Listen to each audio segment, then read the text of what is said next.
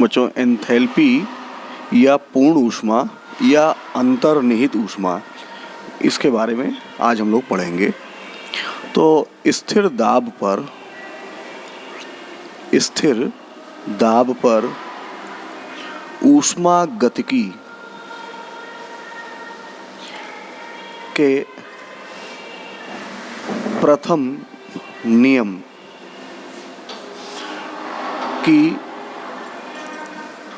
को निम्न समीकरण द्वारा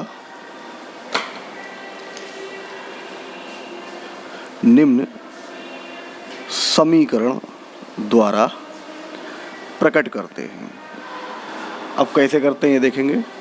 डेल्टा ई बराबर क्यू पी, यहाँ पर पी स्थिर दाब है, माइनस पी डेल्टा वी। ये समझ गए। हम यहाँ पर W लिखते थे, जहाँ P डेल्टा V बराबर W है।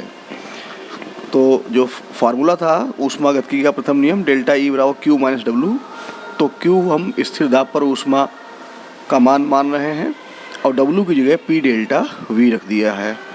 या अब इससे हम एक दूसरी समीकरण चेंज कर सकते हैं, QP बराबर delta E plus P delta V। इस प्रकार से ये एक समीकरण हमें प्राप्त हुई, जिसे समीकरण नंबर 1 बोलेंगे। यहाँ डेल्टा E क्या है? डेल्टा E है आंतरिक ऊर्जा में परिवर्तन, अर्थात E2 माइनस E1। और डेल्टा V क्या है? ये आयतन में परिवर्तन है, इसे कहेंगे V2 माइनस V1। क्लियर हुआ? अब समीकरण 1 में हम इनका मान लगाएंगे। तो QP बराबर E2 minus E1 plus P delta V की जगह रखेंगे V2 माइनस V1। इतना समझ में आ गया? या QP बराबर, और हमें इस ब्रैकेट को खोलना है, ठीक है। तो PV2 माइनस PV1 हो जाएगा। अब PV2 को हम E2 के साथ लिखेंगे, तो E2 चूँकि ये प्लस का है तो इसके साथ प्लस लगा देंगे, PV2 इसको एक ब्रैकेट में रख देंगे और बीच में माइनस कर देंगे, और E1 और प्लस PV1। अगर हम ये ब्रैकेट खोलेंगे तो ये भी माइनस का हो जाएगा और ये भी माइनस का हो जाएगा। अब समझ में आ गया? तो हमने एक ये समीकरण बना ली। क्लियर हुआ? इसे हम कहेंगे समीकरण नंबर 2। तो समीकरण 2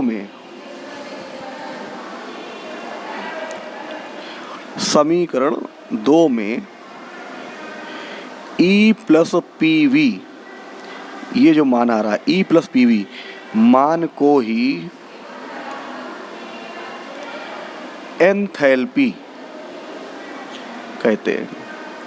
इतना समझ गए? आंतरिक ऊर्जा की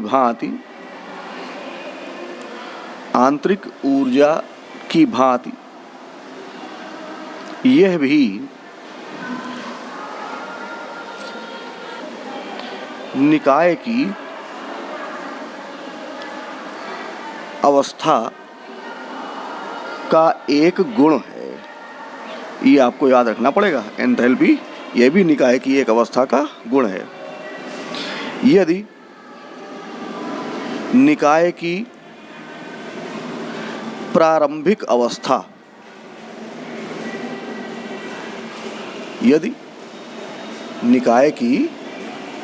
अवस्था के लिए एंथैल्पी का मान H1 तथा अंतिम अवस्था के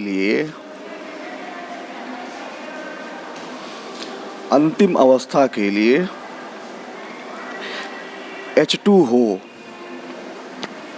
तो H1 क्या हो जाएगा? E1 प्लस PV1 तथा H2 बराबर E2 प्लस PV2। अब ये मान हमको जो मिले हैं, ये हम समीकरण 2 में रखेंगे। ये मान हमें कहाँ रखने हैं? समीकरण 2 में।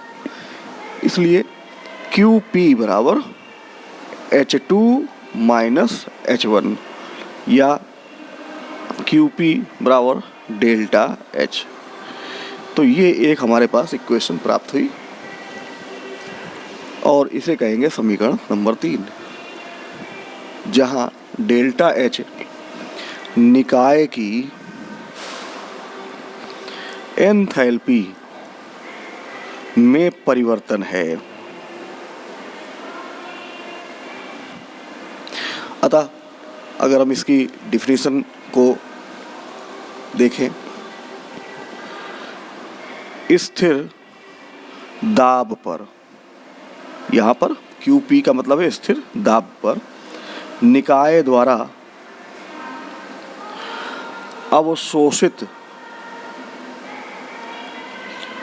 ऊष्मा को, स्थिर दाब पर निकाय द्वारा अवशोषित ऊष्मा को निकाय का एंथैल्पी परिवर्तन कहते हैं। ठीक है, ये यहाँ पर अब आके निकला, निकाय का एंथैल्पी परिवर्तन कहते हैं।